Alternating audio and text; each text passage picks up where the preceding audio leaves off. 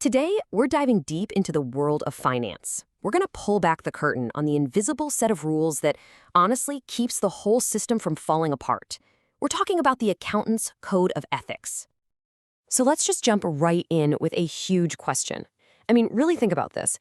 We see these massive profit numbers from companies all the time. But what's to stop someone inside that company from just, inventing a few $1,000,000 on a spreadsheet to make things look a little rosier? Well, it all boils down to one simple but incredibly powerful word: trust. We have to be able to trust the numbers. But that trust isn't just based on wishful thinking. It's built on a very specific foundation. You could almost call it a secret code that every single professional accountant has to swear by. And today, we're going to crack that code together. And that code, it has a name. It's an acronym, POCCI. Understanding what this means is the key to understanding how our entire financial world stays, well, honest. So what is this POCCI thing anyway? It's basically a framework, a guide, that comes from the International Federation of Accountants. It's built on 5 core principles. The best way to think about it is like a moral compass that helps an accountant navigate really tricky ethical decisions. Let's walk through each one. All right, let's start breaking down this code. We're going to begin with 2 absolute pillars that are all about how an accountant should act and think: professionalism and objectivity. First up is professional behavior. Now, that sounds pretty straightforward, right? Be nice, show up on time, but it is so much bigger than that. This means knowing and following all the laws, all the regulations to the letter. But here's the kicker. It also means avoiding any conduct, even in your personal life, that could make people lose respect for the accounting profession as a whole. So let's look at a super modern example. Picture an accountant, maybe after a long day, getting on social media and just tearing into a competitor's firm. They're posting nasty rumors, things they can't prove. It feels personal, right? Just some online drama. But in the world of professional ethics, it's a huge red flag. And this is that ethical crossroads. The right path? Acting with professional courtesy, even towards a rival. The breach is engaging in behavior that doesn't just hurt that one firm. It chips away at the public's trust in all accountants. And this covers a lot. It could be lying about your qualifications to land a new client, or something as serious as being found guilty of tax evasion yourself. All of it stains the reputation of the entire profession. Okay, let's build on that with the next principle: objectivity. This one is the absolute bedrock of fair judgment. It means your professional decisions have to be based purely on the facts. No personal biases, no conflicts of interest, and definitely no caving to pressure from anyone. Essentially, your professional opinion is not for sale. Now, here is a scenario that is the textbook definition of a conflict of interest. Imagine you're an auditor. You get your next assignment and you open the file, only to see that you're supposed to be auditing the company where your husband or wife is the chief financial officer. The conflict here isn't subtle. It's a giant, flashing neon sign. So what on earth do you do? Well, to uphold objectivity, you really only have 2 ethical choices. You either have to flat out decline the job, or your firm has to put massive safeguards in place, like a totally separate team handles it and you are nowhere near it. The breach, of course, is just to go ahead with it, pretending that your personal relationship won't influence your judgment. Other breaches could be your boss pressuring you to sign off on a sketchy report, or advising a client to invest in a business you secretly own a piece of. Anything that clouds your judgment is a violation. So we've talked about how you should behave and how you should think. The next part of the code is all about what an accountant needs to know and what they need to keep to themselves. Let's dig into competence and confidentiality. Now, this one is actually a 2-for-1 deal: professional competence and due care. Competence means you gotta stay on top of your game. You have to constantly be learning and updating your skills because the financial world never stops changing.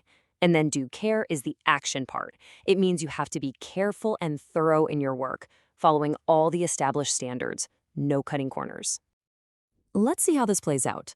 Think about tax laws. They change constantly. An accountant who doesn't keep up with those changes is basically a ticking time bomb for their clients. They could give advice that was perfectly fine last year, but is now totally wrong and ends up costing their client thousands or even millions in penalties. So you see the crossroads here. The ethical accountant is always learning, always developing. The one who breaches the principle just coasts on outdated knowledge, delivering a terrible, incompetent service. This isn't just about being lazy, it's professional negligence. This also applies when a firm throws a brand new junior accountant on a super complex audit without any supervision, or an accountant who just keeps blowing deadlines, causing their clients to get fined. It's a fundamental failure to be diligent. Now for the other C, and this one is massive. Confidentiality. Accountants get to see everything: a company's biggest plans, its secret struggles, its most sensitive data. This principle is a sacred vow to keep all of that information private. It's right up there with doctor-patient or lawyer-client privilege. And really importantly, that vow of silence lasts forever, even long after the job is over. And this is where things can get into seriously hot water, like go-to-jail hot water. Imagine an accountant is in a high-level meeting. They learn about a secret merger that's about to happen, something that will make the company's stock price explode. Later that night, over dinner, they casually mention it to a friend. That friend's eyes light up, and the next morning, they buy a ton of shares. The ethical line here isn't just a line, it's a brick wall. Upholding the principle means that information never leaves your head, period. The breach is using that inside knowledge for someone's financial gain, which is usually a crime called insider trading. But a breach doesn't have to be so dramatic. Accidentally attaching the wrong payroll file to an email, that's a breach. Leaving your work laptop unlocked at a coffee shop with sensitive client data on the screen, that's a breach too. Protecting client information is an absolute, non-negotiable part of the job. Okay, we've covered 4 of the 5 principles, but we've saved the big one for last. This is the principle that holds all the others up. It is the absolute cornerstone of the entire ethical code. We're talking about integrity. The core idea of integrity is captured perfectly in this one phrase: to be straightforward and honest. It sounds simple, but it's profound. It doesn't just mean you shouldn't tell lies. It means you have an active duty to be truthful and honest in everything you do professionally. So let's put this to the ultimate test. You're an accountant. A desperate client comes to you. Their business is on the line, and they need a big bank loan to survive. The problem is their revenue numbers just aren't good enough. So they ask you, maybe they even pressure you, to just tweak the numbers a bit, just to get the loan.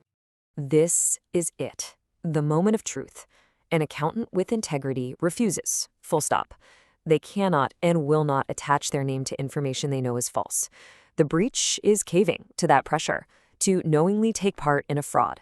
This could also be a boss telling you to conveniently forget to include some major debts in a report, or even worse, actively cooking the books to embezzle money.